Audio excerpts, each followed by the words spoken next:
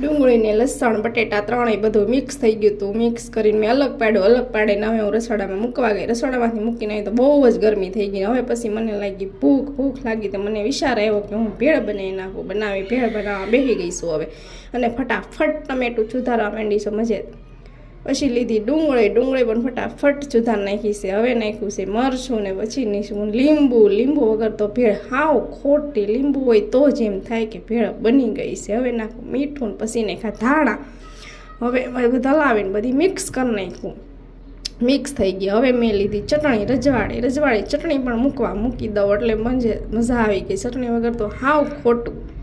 ચટણી પણ મૂકી દીધી છે. ચટણી બની જાય એટલે ભેળ તૈયાર. પછી ચટણી લઈ લીધી ને ભેળ લઈ લીધી. ભેળવા નાખી મેં ચટણીને ભેળ લઈ લીધી મેં ખાવાને. હું પણ ફટાફટ ખાવા માંડી છે. મારી જેમ કોને ભાવે છે એ કોમેન્ટમાં કહેજો. Tata bye bye.